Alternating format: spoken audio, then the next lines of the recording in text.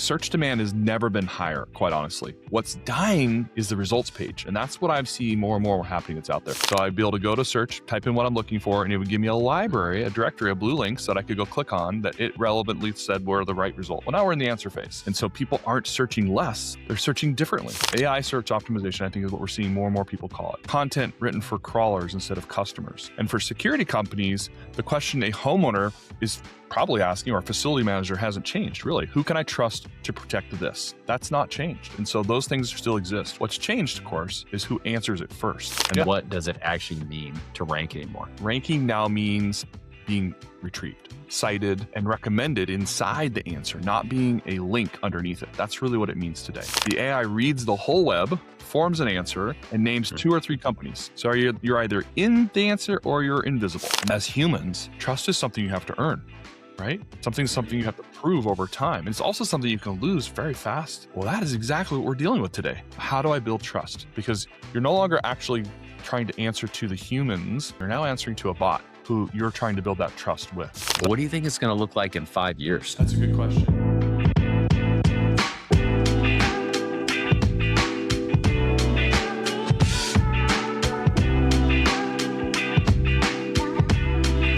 Hey, Ben, welcome to the podcast. Thanks for having me. I'm glad to be here today. So we're talking about this idea that SEO is dead. And as a marketing expert, this is right in your lane, like whether it is or whether it's not, we're going to talk about that today. And I think this is great for any companies in the security industry that are trying to get ahead of this generative AI era where everything's really searched, it seems like, through the ChatGPTs of the world. And how do they get seen and found nowadays versus what it was even a year ago or a year before that? And so super excited to have you on the podcast to talk about this topic. For the audience that doesn't know Ben, do you mind just give us a quick intro of who you are, what you do, and how you serve the industry? For sure. So I've been doing this for 23 years. Like most small businesses, I started out of my house, one-man show. And over the years, I've been able to grow it into this beautiful thing we call Rocket Media. We're about 30 people strong, and we've served just 5 core industries: HVAC, plumbing, electrical, solar, and security. That's all we've ever done. So we've been super hyper niche and focused on that for the very long time. We really do 2 things. We build amazing products for our customers, so websites and estimators and just all kinds of things. You know, when you're super hyper focused like we are, you go deep into the things. And so you get to learn a lot about what's going on under the hood with a lot of these organizations we help serve. But then we also provide all the services to help market them online, which is really kind of the core of what we're talking about today. So SEO and content and paid and all those things that we would do to help promote. And that's been an evolving, moving target, especially as of the last year, and a lot of fun. And so can't wait to talk about it. Dude, that's awesome. Hey, kudos to you. I'm a new entrepreneur, and man, the sweat equity, the hustle is for real. Getting to 30 people strong is amazing. If we included our overseas team, we're doing pretty good, I guess. You know, as an early start, we've been in business for a year and a half now as the date of this podcast. But yeah, it's entrepreneurship. It's a grind, but it's super rewarding, you know? Yep, it is. And, you know, it just means we're crazy and we're risk takers and we're hard to say no to things, right? We say yes to too many things. Dude, you're not joking at all. I have so many AI passion projects. It's like absurd. My CTO is probably listening in and saying, like, shaking his head. Yeah. So let's talk about this. You know, the idea here is SEO, search engine optimization, really dead. And so the first question is, like, when people say that SEO is dead, are they describing the end of search or just the end of how we've always thought about it? You know, I think the way I like to phrase it is really search demand has never been higher, quite honestly. What's dying is the results page. And that's what I've seen more and more happening that's out there. So those 10 blue links that we're used to seeing and the playbook built around them, that's what's changing. I used to live in what I call the library phase, right? So I'd be able to go to search, type in what I'm looking for, and it would give me a library, a directory of blue links that I could go click on that it relevantly said were the right results. Well, now we're in the answer phase. So we've evolved. And so people aren't searching less, they're searching differently. So we're asking full questions to like all the LLMs and getting AI overviews instead of like 2-word keywords to a link kind of thing. The discipline isn't dead. It's just being renamed. At Rocket, we rebuilt our entire SEO department around what we call ASO, or AI search optimization, which covers both answer engine and generative engine and that kind of stuff. So we're kind of already building our own framework. And there's so many different acronyms. We live, you know, if you're in the digital marketing space, you're used to alphabet acronyms everywhere, right? And so we've got our own, but I think that's kind of where I'm seeing more and more people go with ASO as far as the key phrase for what we're talking about. So what is dead? AI search optimization, right? Yeah. AI search optimization, I think, is what we're seeing more and more people call it. So I say, what is dead? Really, keyword stuffing, chasing position number 3 versus position 5. Those kind of tactics are kind of dead. Content written for crawlers instead of customers. And for security companies, the question a homeowner is probably asking, or a facility manager, hasn't changed, really. Who can I trust to protect this? That's not changed. And so those things still exist. What's changed, of course, is who answers it first. And that's, I think, the crutch of what we're going to talk about today. Yeah, for sure.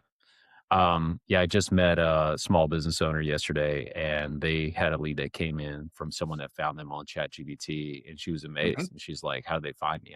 I said, "Well, I'm not a marketing person, but I do understand that the way they gather their knowledge is oftentimes through like Reddit, you know, Wikipedia, online discussions, which are relevant to finding a Mhm. lead. It's like, what are customers saying about you?" And so the following question I have is, if AI can answer a user's question without them ever visiting a website, I think is what we're leading into.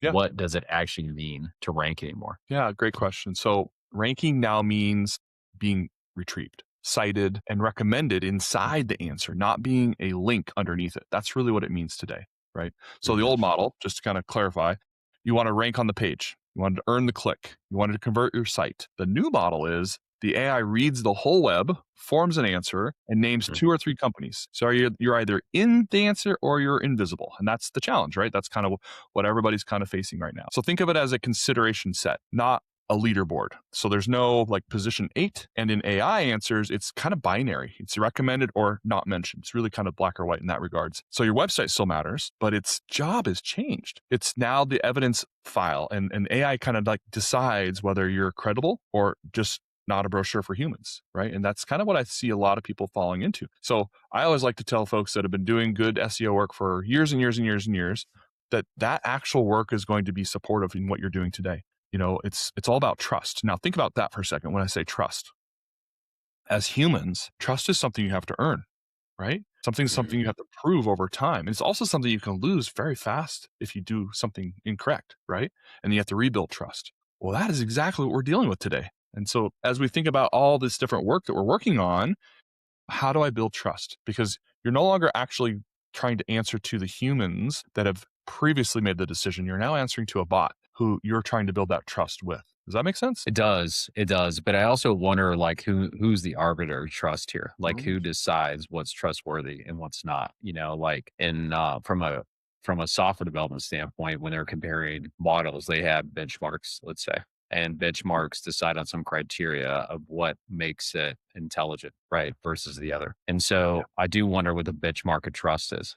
Maybe it's Consumer Reports, it's Better Business Bureau, it's Trustpilot, some combination of what but community feedback or customer feedback that defines what trust is. So Yeah. that's my takeaway on it. Yeah. And you're spot on, actually. So there's actually like 5 trust signals now that are out there, and you've hit many of those. So third party sites for sure. Your own site is still part of that.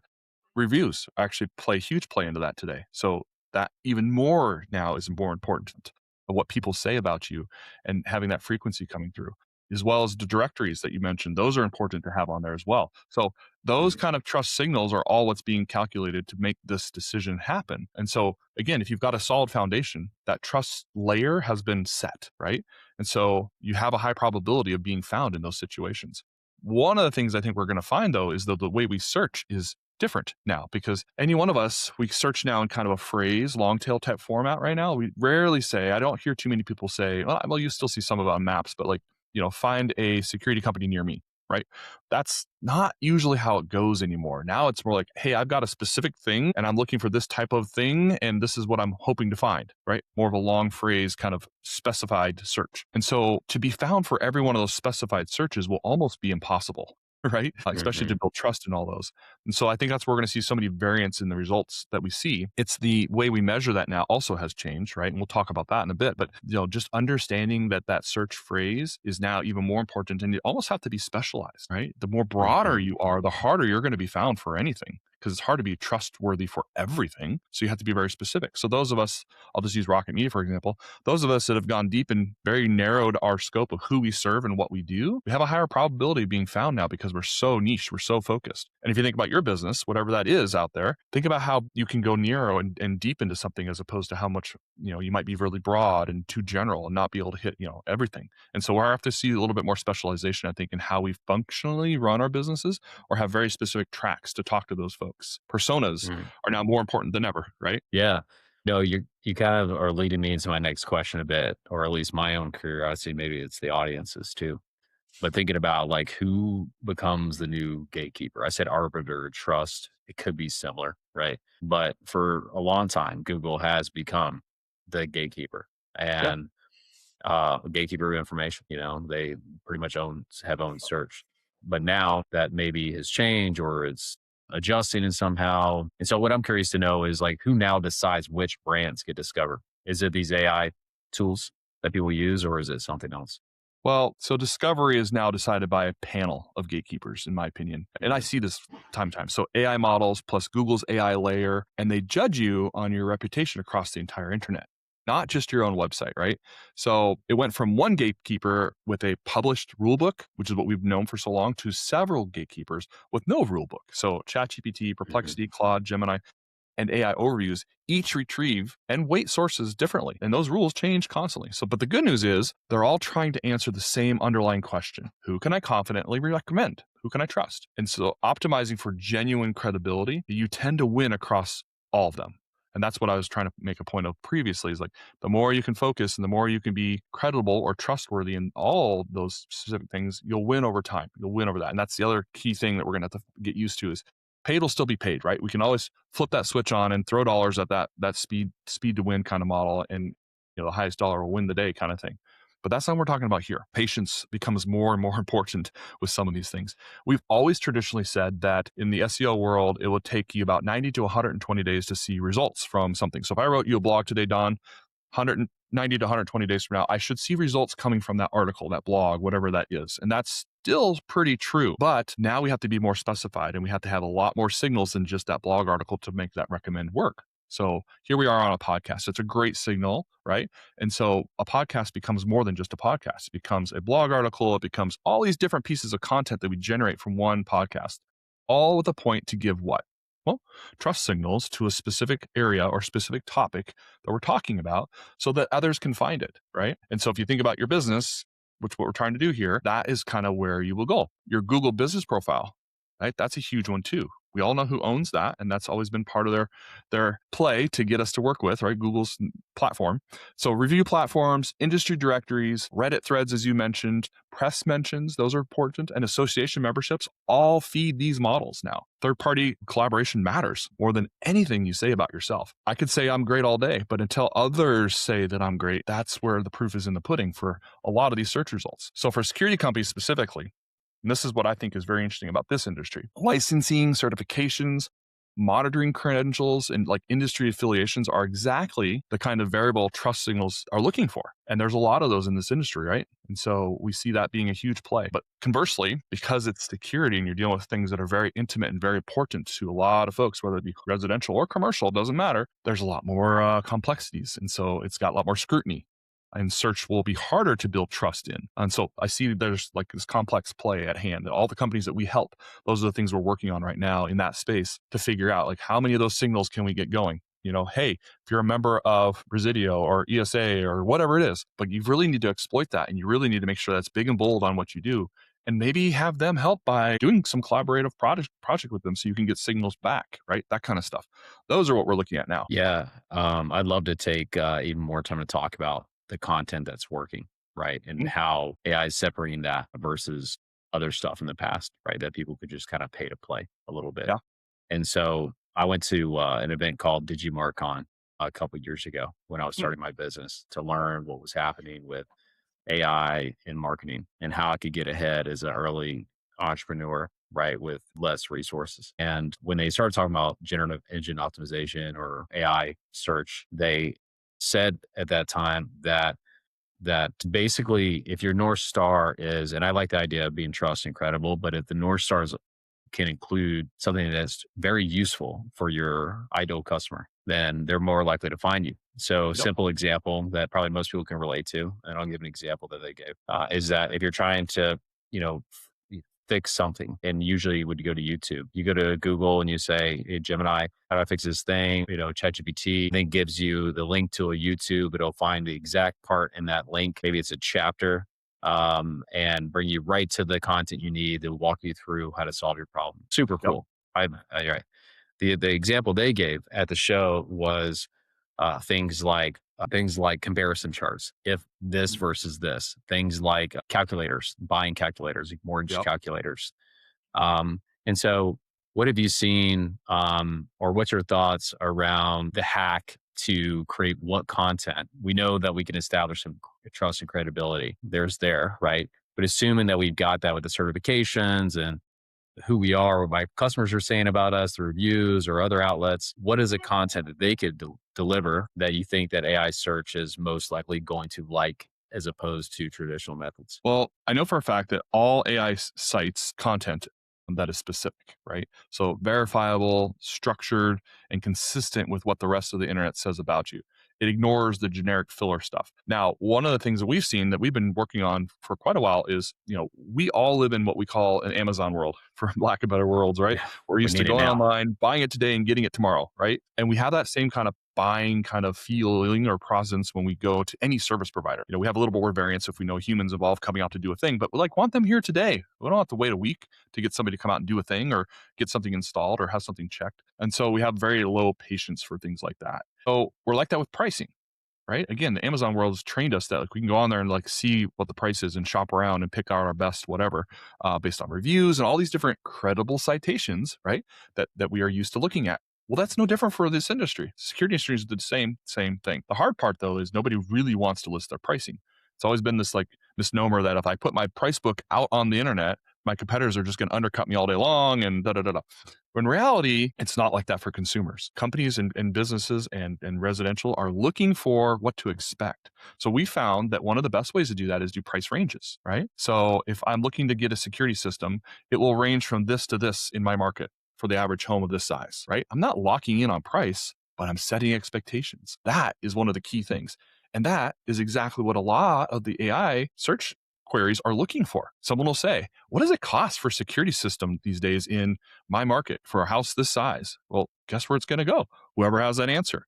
Or it's going to go to the DIY guys that list all their prices that you can buy and show you all the sites where you can buy the thing. So it really depends on where you want to play. If I'm a commercial guy, same thing. I would be building these models, I call them personas, but models of how I would attack or approach somebody that's I'm trying to target and give them scenarios like, hey, we help. Case studies are great examples for this, right? Here's a case study, and this project ranged between this and this for most companies like this. And here's what we were able to do for them. Now you're spelling out exactly what we will want to see in this Amazon world, right? So consistency check.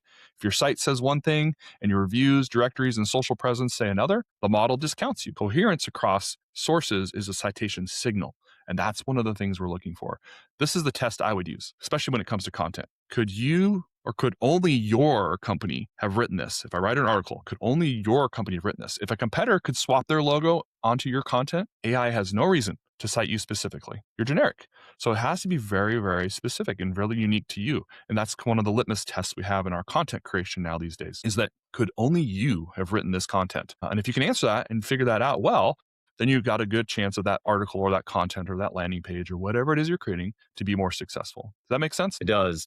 Yeah. And I definitely think there's something there, right? I'm sure Mhm. AI can find itself to say this was written by me, myself, AI, and therefore I won't index this and find it unvaluable because I need to find new data to get smarter. And Yeah, so I think at minimum from probably an index standpoint, it makes total sense. I mean, original content seems like you would pick up way better than something for sure.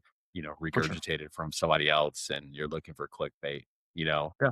on the latest GBT 5.6 Soul release or something. Yeah. Top 5 reasons to get a security system. Everybody has that, right? Right. So of course it's going to get Exactly. washed under. No one's going to look at that. It sounds great when you're building it because you're like, yeah, we've got the top 5 reasons, but so does everybody Mhm. else. Right. I want to stick on this topic of content a little bit to expand on it. So my company, when we think in terms of marketing, we think in right now, we're mostly focused on like content and content. We lean onto that almost entirely. We don't lean on email campaigns too much as an outlet. Again, we're talking content in terms of being found on search. This is a SEO discussion, but we lean on that in terms of let's call it. It was generated. I would think a lot of it's hard to measure the actual how do we say what's converted into a lead and what's not. But the belief system is that content when we were putting ourselves out there, putting some interesting stuff out like this podcast is something that can be a mechanism to curate trust of community. It's a big deal when you're on camera, unscripted, and you're just having an open conversation about something that's interesting versus you wrote a blog and you can kind of hide behind your screen. You have all day to do that. But these kind of conversations to me is they mean more, right? I found something actually, and I'll come back to ask you a question around content. I listened to a podcast recently. They talked about how there's a spectrum that people, when they look at something and they say like, did this human put a lot of effort towards it or not? And if they believe that you did put a lot of effort towards it, it's like they're not appealed to it. It's unattractive to them. It's not appealing to them, whatever. On the opposite end, if it looks like you did a lot of work to something, not to be confused with desperation, right?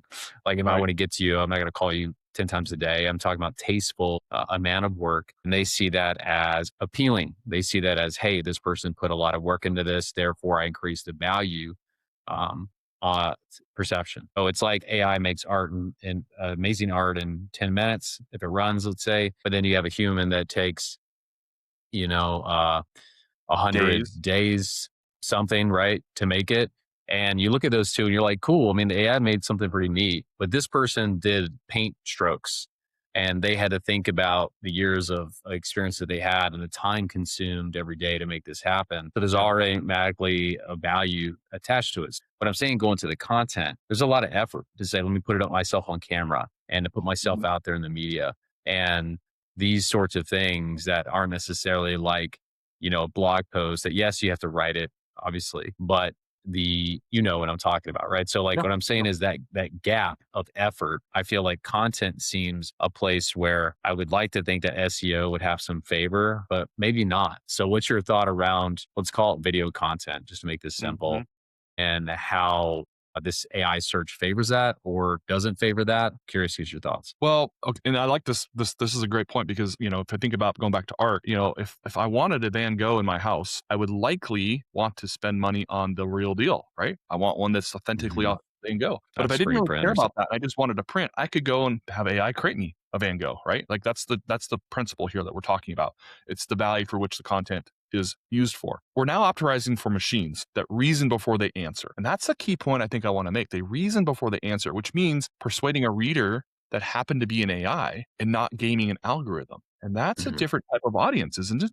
Especially when it comes to these search results. So the old SEO models really, we exploited the pattern matching kind of process, right? Keywords, links, technical signals. The new system evaluating meaning, evidence, and trustworthiness. Those are a little different. And again, that kind of gets back to that Van Gogh kind of model, right? So you can't trick a system designed to detect tricks, right? That's the Right. oxymoron behind this whole thing. You cannot do that because it will figure it out and it'll decipher that and it'll let you know, oh, you don't really have a Van Gogh, and that's not what you were after, right? So the framework we need to teach clients: you have to be seen, you have to believe, you have to believe, you have to be able to be believed, really, right? And then chosen. So seen, retrievable. I think that's like structured. What else comes to mind? Present. Where models look, right? That's the seen side. If you're going to be believed, it has to be corroborated by other third parties, right? You have to be proven and trusted. And to be chosen, the clear best answer for a specific buyer, you have to have all three of these in place. So seen, believed, and chosen. Those are kind of the resins that I kind of look at when I'm trying to figure out how to position a company or how to help them with what they're trying to accomplish. Ironically, this is what good marketing has always was. AI didn't change the rules of trust. It just started enforcing them again. And it's not like an ethical thing, but it's more of a like contextual thing that we as humans, almost like inherently inside us, know truth, right? Trust what's right and wrong. We're born with that inherently. And so this marketing now is becoming more like that, which I kind of like, honestly, just me as a Hmm. person. Human. The skill shift for marketers, though, is really less keyword research, more reputation architecture. How many places can I get connected with? Where can I go that makes sense to connect? And I can't just go buy my way. I can't just go buy a backlink, or I can't just go buy a subscription to my local chamber of commerce. I actually got to get involved. I have to do the things that we've always were supposed to be doing with marketing. I have to get out there. Less, how do I rank? More, why would a reasoning system recommend to me? Right. And those are the things I think we're thinking about now when it comes to content. You've got to be part of that. Like, fun example, a while ago I was going to build a treehouse with my kids. We mentioned earlier, I've got 9 children, so I got a big house. We decided to do a treehouse. We actually had a treehouse before, but it's kind of gotten old, so we took it down. And I decided to use ChatGPT to help us with that, which was a lot of fun. So we took pictures of everything when it was gone, like just the tree and the space. And then I asked the kids, like, what do you want on a treehouse? And we kind of added all these things to the ChatGPT. And then we had Chat design us examples of what the treehouse could look like. And then I went out there and had it measured. Like, I took a tape measure, said it's this far from the wall to the tree and this, or I gave it specifics. And then once we decided on the design, the kids and I then said, okay, well, now send this to Home Depot so I have my supply list. And it gave me this entire supply list of everything I needed, which was way better than I would have done. That saved me probably a dozen trips to Home Depot that I would have done, because I would have like, oh, I need another one of those. I actually had everything I needed. And then as we were doing things, we used the same reasoning system, ChatGPT, to ask, because I have various ages of kids, hey, what's a reasonable thing a second grader could do to help me with this treehouse? Like, what should I do and what shouldn't I let them do? And it gave me all kinds of examples and how to show them what to do. I ran into a situation where something wasn't going right, and I asked it, like, how would I fix this? And it gives me the examples. What I'm trying to get at here is that these tools can be used for good, and the content that it creates can be very, very helpful. I took that whole thing, put it into an article, and kind of just shared the story. I love doing that. I love showing, like, how can we use these things in real world practical use cases. And the reason why I'm telling you this story is because that article now has a lot of grab. A lot of people are looking for it, and a lot of answer engines are using that as a resource for how to use AI to build a treehouse, if that's what you're looking for, right? That kind of thing, or how to do things with your kids using AI. In fact, OpenAI is potentially going to use this as an article, which is really cool, right? So it's kind of fun how that's grown. That's a source signal that I couldn't make up, that I had to do to prove the value, to show the trust, and to build something out that actually made sense for content. Now, that's a huge example. Like, that's a lot of effort, right? Like, I put a lot of work into that with my kids, and then we just turned it into an article for fun. Now, if you flip that into your business world, think about what you could do to help use that system to help build case studies or models for you and your content. Like, the ideas just start boiling over when you think of an example like that. At least it does for me, right? Millions of examples. And I know, Don, you're just like me in the sense that you use AI a ton. So you're probably thinking that of yourself. Like, I could do this and this and this and model it out and have it build a story behind how I did what I did and have it reverse engineer everything. That's exactly what we're talking about. Those are the kind of things that we want to build more of with content. To look for your treehouse Yeah. explanation. I was just trying to search it now, but I'll do it once we're off the podcast to see if Okay. I can learn All how to right. build a treehouse myself. Yeah. I don't have a tree that's conducive right now for a treehouse, but Well, I and think I didn't getting either. the tree first is probably gonna work. Yeah. I didn't either, actually. We live in Arizona, so it's a very not Yeah. structured tree like I would have had in the Midwest where I grew up. So we didn't actually build it into the tree. It's like on posts around the tree, connected to the tree. It's supported by not the tree because we didn't want the tree to Nice. fall over. But that's how it worked. Yeah. That's awesome. You mentioned something regarding backlinks, and I'm curious if you have any thoughts on this, and if you don't, it's okay. We can skip it. But like, for the audience, like, what are backlinks? And then where does AI come in with backlinks, if at all, today? Yeah. So backlinks are basically connections to other sources that you want to have reference you. So let's use the Chamber of Commerce, for example. Most towns have those. So if I'm a business, it's smart for me to join the Chamber of Commerce for many reasons. One, it gets me connected with the local community. But also, if I get added to their web directory, right? Like, okay, now Rocket Media is now part of this. They're going to link back to Rocket Media. That is what we call a backlink. And so now we're getting a directory link from something else, another source, a credibility source that's recommending in some way a connection to our domain. And the more of those you can build up, right? That used to be the way we were doing a lot of things. The more of those that we could do, the better. Backlinks were a 1998 shortcut, right? Links equals votes. That's kind of how it worked. AI reads the actual content of endorsements and reviews, the Reddit threads, the news story, and weighs what's said, not just a link exists. So it's changed. And so, although we still want backlinks, the new link building is citation building, right? Reviews with substance, community participation, industry press, associated involvement, being genuinely reinforced by people who don't work for you. That's what it is today. That's awesome. Appreciate that. I want to take a second to talk about quality over quantity because it seems like it's pretty relevant in AI search.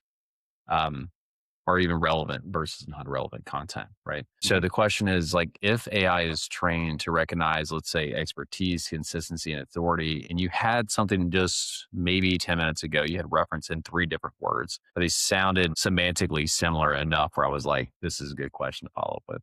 What does that mean for brands that have relied on content volume instead of content quality? Yeah, so you're referring to the seen, believed, and chosen, right? That's what you're referring to that I Yeah. was saying earlier? Yeah. Volume becomes noise when not built in a way that is creditable.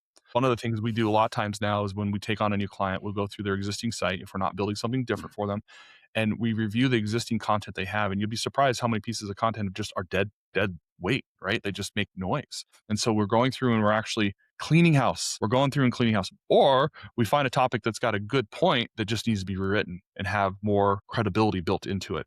And so that's what we find a lot of the work that we do now and in the beginning. And then as we create new stuff, of course, we're using this new model, making sure that we are using that seen, believe, chosen kind of framework so that we can kind of build the content that's going to support them the right way. But that's definitely changed, right? And so we still want content. It's not to say that content's not king. It still is. Like you still need that. But now it's got to be the right kind of content, as we've kind of already discussed a bit more in our previous discussions here. So I don't want to rehash that, but I can't emphasize that enough that you really have to make sure that you're thinking clearly about what you're trying to accomplish with that content. There has to be specific goals, it has to have a specific purpose, and it has to be written for humans more so today than ever before. Are you seeing, curious on the topic of AI slop, which I'm sure you heard of, like the businesses that are DIYing their marketing, how much of them are producing AI slop?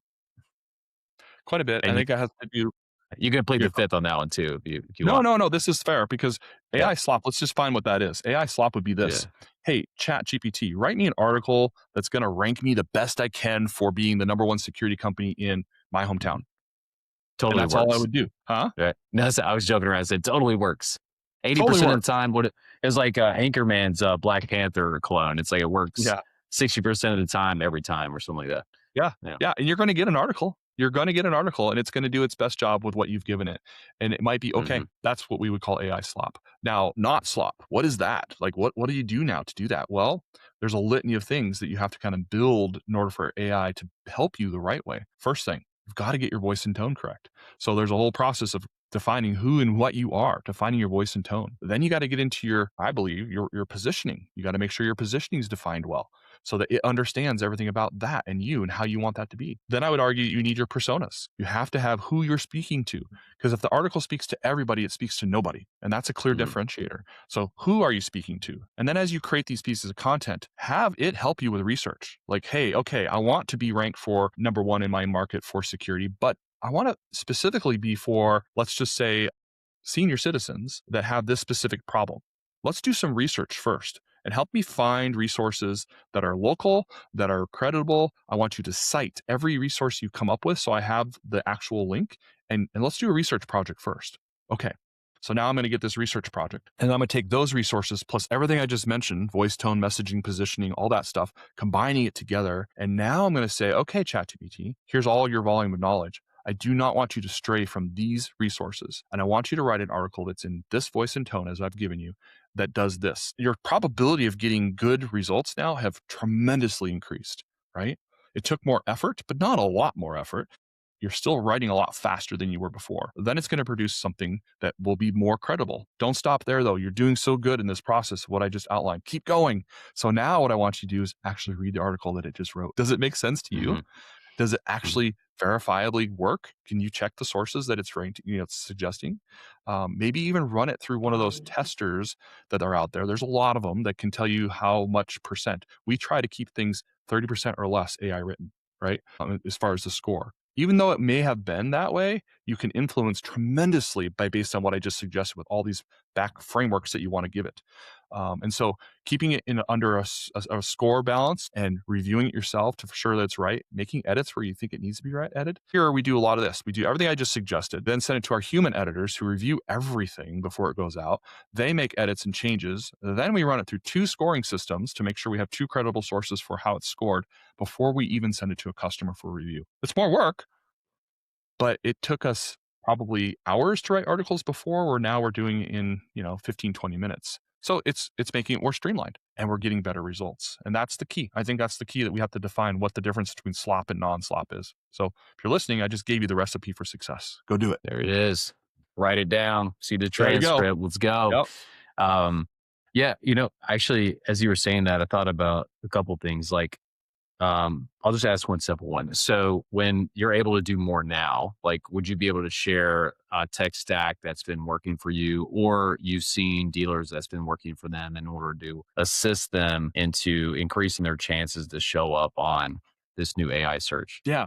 So everybody has their own methodology. We've, of course, created ours. And so we've built a system that allows us to capture all those front end things that I just mentioned, that's important for you to kind of have a reference of. And so that system goes and lets you either self-serve or with our help kind of explore and extract all those elements that we need to be able to do the positioning, voice tone, messaging, all the things. Once we've got that foundation, that's the first part. So we got a framework for that. Then the flavor doesn't matter. We prefer for Claude as our reference choice for building content. We think it's a much better writer than most, but it changes by day, right? We're a Google shop, Mhm. so we use Gemini quite a bit, and I'm a fan of Chat GPT as well. So like we'll use them all in different ways, and I think it's important for you to explore things. But you'll find one that you like, just like anything else.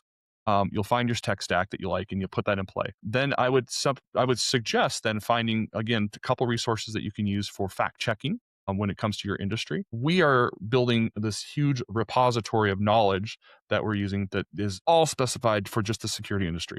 And we've segmented by residential and commercial, and we just keep building and building and building this repository of knowledge. Everything and anything that we know to be true about the industry, from all the vendors, from all the partners, you name it. And so we use that as our source of truth for a lot of the things. Now, that source of truth, I want to bring that up for a second. It's kind of tangent from what you've asked, but I think it's important to bring up.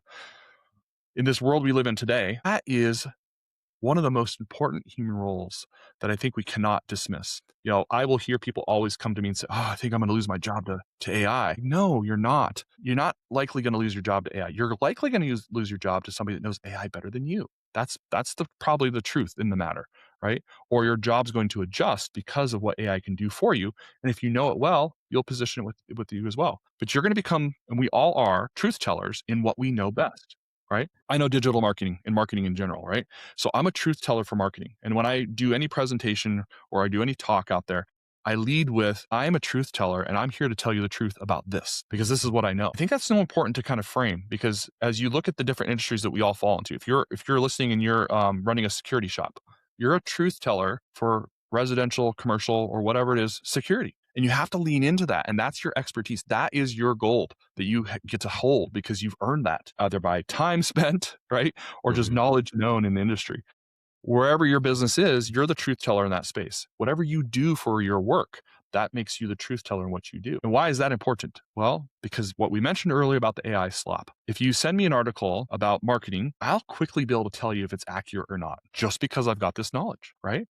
And we need those truth tellers to help us keep things accurate and keep things right. I've been recently blessed to be asked to be on one of the AI advisory boards for one of the industries that we serve. And one of the things I've learned in that is that I'm finding myself become more and more of a truth teller for that board, because they need people that know the truth about what's happening so that they can give advice to others that are seeking that truth, right? It just comes back. It's almost like a biblical kind of stance here. We're looking for truth. What is truth? Well, it's dependent on who and what you know. And so I'm going back to your point now. Sorry, I got off on a tangent. The truth tellers, that falls true in how you build these processes as well. So the framework, simply put, the mechanisms or the systems that you want to have in play all require that it leads to being able to tell the truth. And that's where we get back to this trustworthiness. And I love that about where we are. Just again, from my own spiritual perspective, I love that part that we're getting there with this stuff. Can it be done for evil? Always. We're not looking for that. And that's really where we're going to win at the end of the day, I think. Yeah, I love that. Yeah, I do appreciate the thought, at least from some AI companies, is to be ultimately truth seeking, Hmm. um, as much as possible, right? And that's all we want. We just want the truth, and we want the Yep. truth from people that we trust, know, and like, Yep. especially. And I think you're right. I mean, actually, I've had many times where I was like, I had started when I started the AI stuff probably 3.5 years ago now, just as like an enthusiast, and was learning and went to school about it and stuff. It was not practical, it was theoretical. And Yeah. so I talked to people about it, and I started to quickly realize and say, you know what, if I ever want to make money in this, I need to be in the thick of it and like as a practitioner. And I never understood how anyone could consult because there's a lot of AI consultants, right? Unless they're actually like building it or they own a business building it. They're practically involved. That's the point. And that's a huge trust thing for me for anything. Like for example, if I'm going to take health advice from somebody, they better be in better shape than me, Yeah. for the most part. Exactly. And they better be rocking some muscles, man. And if they don't give me some advice. You know what I'm saying? Get out of here. Right. It's Right. it's the same thing, right? Like if you're a marketing, expert giving marketing advice, then your own marketing is pretty amazing, right? And just like we're Hmm. making AI, like we've released the product, we're eating our own dog food, right? We're putting out there and publicly stuff we built so people can see it and they can experience it. For sure. It's not easy, right? But it's a part of saying, hey, we're here too.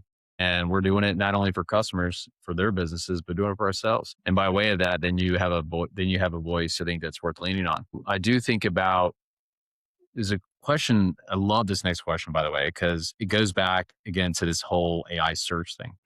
I'm going to set this up and I'm going to ask you the question, right? So the setup Okay. is someone goes online, they're looking for, security integration services. They get a helpful tip of the answer, right? Or maybe they're just looking for a question. They're not actually looking to buy. They're just kind of like early on.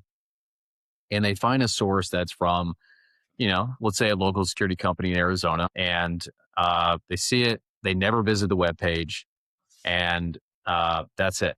Because as opposed to the days where maybe they had to search for something and then it would start to rank keywords and they would go to the highest paid company within Arizona. They click on the website, they see some information, and maybe they see there's a form and they say, you know what, maybe I'll fill this out because I want more information. So Yep. the question is like kind of centered around this idea that while AI search is, I think it's first built for the consumer, that I wonder how much it actually enables the business to capture the lead.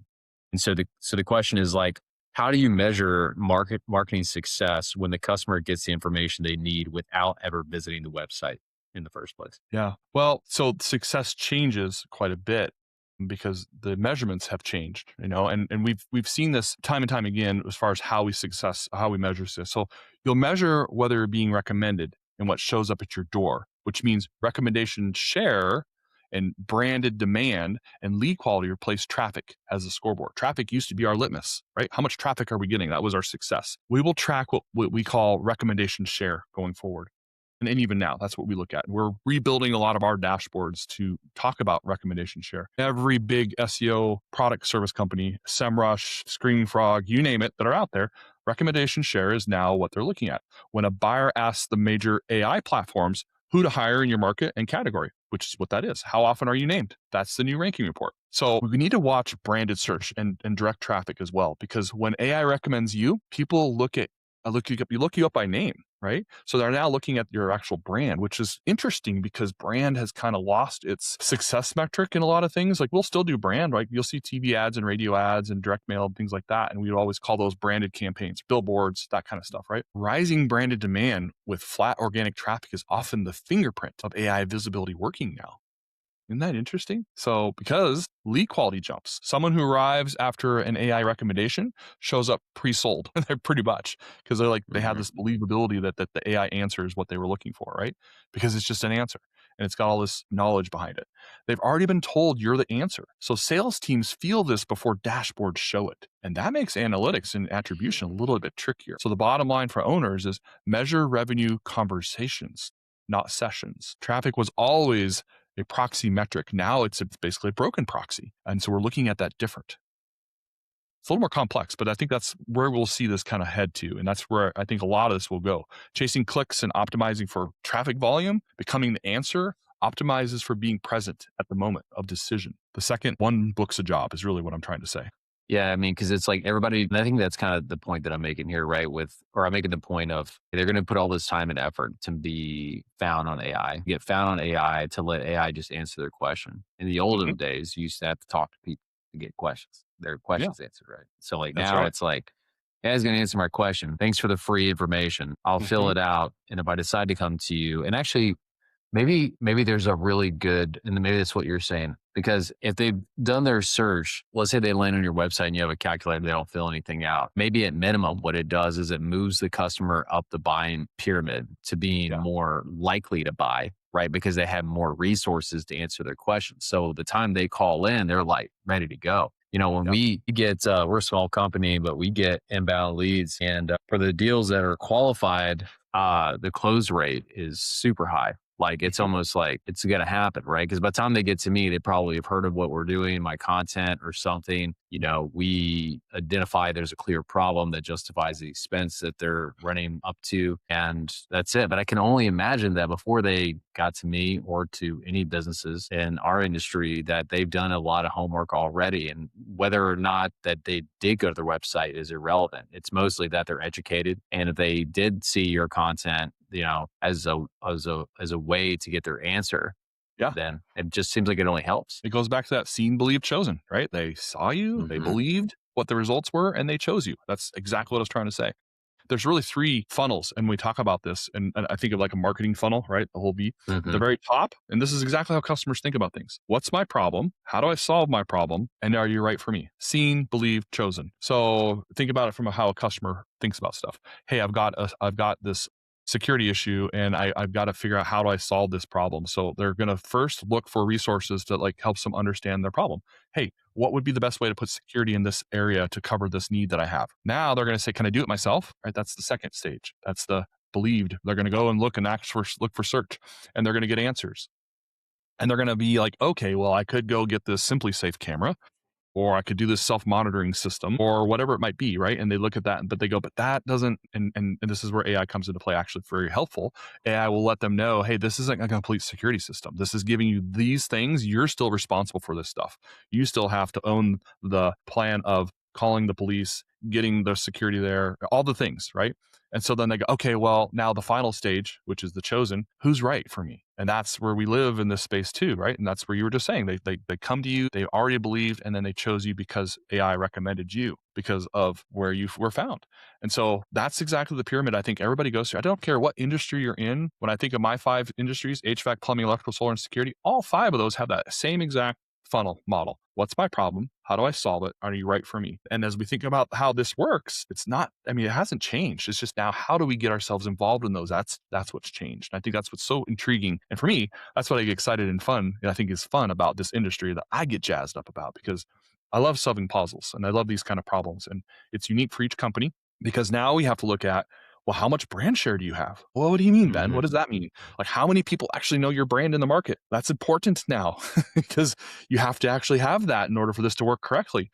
And so, again, that goes back to those that have been always doing the right things with their marketing, right? Building that over time, constantly being involved, showing up to the Chamber of Commerce events, shaking hands, talking to people, making connections, the human side of what we talk about, right? Now actually parlays really, really strong into how we're seeing these results come, especially from organic. And I love that because it's full circle. It's bringing it all back. Speaking of organic, right? When I Mhm. think of organic, I think of like a high efficient marketing result, meaning like I might not have to put that much money behind it as a paid ad Mm. or something, and it finds people organically by way of its value or if its attention, grabbing ability. And so this question revolves around, the people that got the wallet for it and the people Mhm. that don't, right? Yeah. So you've got people that, huge companies, man, in our industry, even some that even live on our SDM 100, right, that have an advantage within their market, their region. They got the wallets. But what do you say to the smaller security integrators or just smaller, any security company? It could be consultants in the industry, it could be end users, enterprise end users that are ready to go off, do their own thing as entrepreneurs. Like how do they get ahead here, right? Like, Yeah. is it, I'm sure it's everything we've said, right? It Which is. is content's important, but they don't come out with a huge marketing budget and then when to get found. And, any advice for those people? Well, let's put it in terms that you can relate to. Trust Mhm. wins. And that's what we've been kind of iterating a lot Right. here in our conversation. Trust wins. And that's the best news any small and mid-sized company has gotten in 20 years because you can't Mhm. buy your way into being genuinely credible. Let's hold on to that because that's important thread for us all to hold true. You cannot buy your way into be genuinely credible. Of course, you can spend more on ads. That's not what we're talking about here. We're talking about organic, right? So you could always outspend competitors on ads. And even on content volume, you could just like build thousands and thousands of pieces of content. They were probably like slop content, but they were there. You can't outspend anyone on authenticity. You have to be authentic. And models are specifically built to detect the real things. That's the beauty of this new process, right?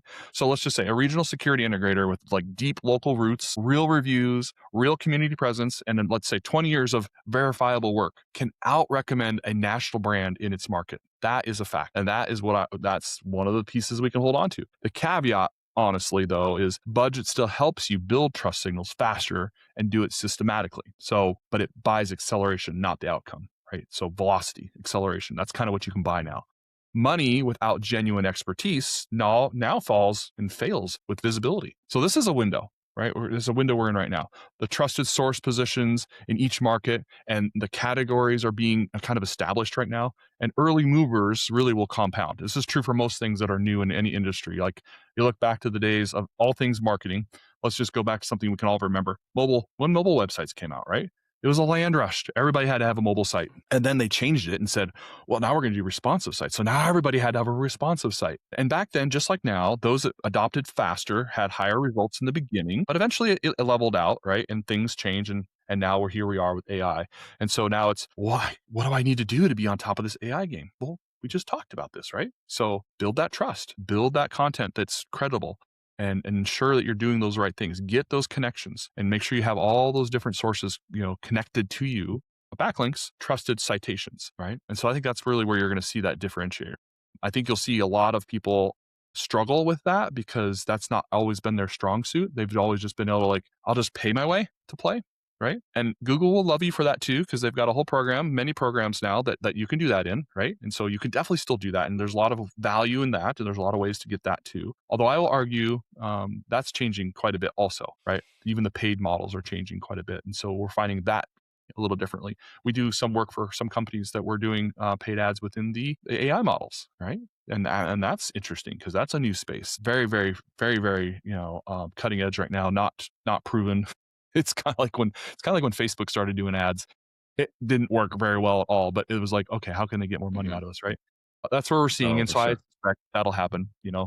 We're all if this will time date this conversation. Fable 5 is right now what we're dealing with when it comes to Anthropic and Claude, and they're teasing us with that right now. Like, hey, you have it free for a few more days, and then you got to pay for it, right? And they're giving us all this time to really live it up and build all these things and do all these things, so we just love the secret sauce, and then they're going to come back and charge us, right? So that's just the monopoly of economics, and that's how that works. So I see that happening a little bit here too. Hopefully, that answered your question, though. Yeah, no, it did. Thank you. Appreciate Yeah. that. I'm sure the upcoming business owners or people that are budget strapped would have really appreciated that. One comment, and then I'll ask you one final question to take us home. So Okay. the comment about I think you said you can't buy your way to trust. When I had started my business, I had a bunch of paid contacts. I loaded up into CRM, made email automations, had email automations go out, in sequence fashion. It was beautiful. It Yep. would basically rank them based on how they're interacting with the HTML email. And then I would cold call them, to set up an appointment or something. Right. And I started at that same time going to my chamber. And what I recognized quickly was that, certainly at least what I'm selling with the AI space is that there is an immediate distrust in many people. Like maybe it's like a half and half. So you don't know what you're going to get. You might meet someone that's like, oh, well, let's talk about it. Like, what's going on?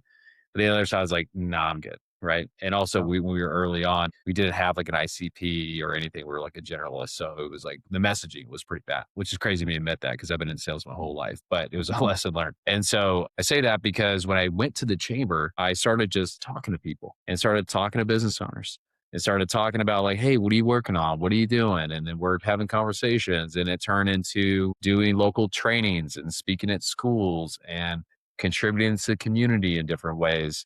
And and and I picked up some of my first clients there, right? And still have clients coming from there. And I had met with a You were being young a truth guy that teller, started, John. That's what it is. You're yeah, being a truth man, teller. dude. So, and I think that's like the big point, right, is I actually had a young automation guy that started a company who's asking me like, how am I getting leads? I'm like, we don't really have a lead problem. He's like, hey, tell me how I can do that. I said, I don't know that you're going to like this because I know you're young and you want to move fast. And I might not be giving you the right answer, but what's worked for me is that I've done this slow and steady race where I invest into community, and then that community will pay me tenfold over time. It's paying me now, but it pays me more over time the more I invest. So Ben, when guys like you and me show up to these events that we go to, that we got to fly to, get hotels for, we got to be away from our family, so do they. They see that and they recognize that. Even if you don't get the lead from that company we're really looking to get, they still recognize that you're there. And it's those deposits that build up over time in your bank account, your proverbial trust bank account. And I just want to say, I couldn't agree more. And it's great to get some of that, I would say, validation from a marketing person of how some of those things that are otherwise, I would call it maybe traditional methods, still seem to work really well. So I want to ask you this last question to land the plane. It's a little futuristic and take it however you want. So we have an idea based on this now hour session, how AI search works and kind of what it's about and important things to look for. But what do you think it's going to look like in 5 years? That's a good question. I wish I had that crystal ball, and I have my own theories of like where this is going and where I think it's going to become. In 5 years, just search in general, like let's just speak specifically to that, looks like a conversation with an advisor that already knows your home, already knows your budget and your history. And brands get one shot at being its consideration set. Isn't that crazy? Like, I think that's where it goes because it knows us so well. That's that intimacy that we're building with all these things. One of the things that we work on with some of our customers, I imagine you do too, is building these central brains for your operations. Like, right, you hear a lot of that on social things as well. Build your central brain, your AI brain, that kind of thing. Well, what they're really meaning is your knowledge base, right? So that you have the source of truth that you can weigh against all the things that are out there. The queries disappear. Instead of security systems near me, I think your assistant already knows you moved. It knows your square footage of your house. It knows your budget, and it proactively suggests 2 vetted vendors that it has searched for you because it knows what you're doing. So isn't that crazy? Like, I think that's a futuristic thing. Agents will act, not just answer. So it'll gather quotes, checking all the licenses and the scheduling consultations. Businesses need to be legible to machines, and structured data, clean reputations, accessible information, all those things, because the first visitor is an agent, not a human in the future, I think, which I think is also kind of science fiction, but not, right? It's kind of what we're going to. Marketing shifts, I think, from interruption to qualification, less shouting for attention, more making sure you pass and the vetting an AI runs before you ever say your name. So like knowing that trust and making sure you have that built. And the wild card, I think, is personalization means there's no single results page anymore to win. Like that's what we were after before. We kind of had that today. I don't think that exists in the future. I think every buyer's advisor builds a custom consideration set. A broad trust across many signals beats one winning keyword. And that's where we kind of target. I think that's really kind of the big future for what I see things kind of looking for. I could go on, but I know we have time. And I think that it's important for us to kind of consider that. The big framework for me, though, is that SEO isn't dead. It really is not dead. It's graduated. The new job isn't ranking on a page. It's earning the recommendations of a machine that's very, very hard to fool. And that's where we are today. Awesome. Ben, it's been a great conversation. Yeah. I've certainly learned a lot, and I hope the audience has too. So thanks again for joining, and looking forward to seeing you around the industry. You bet. Thank you.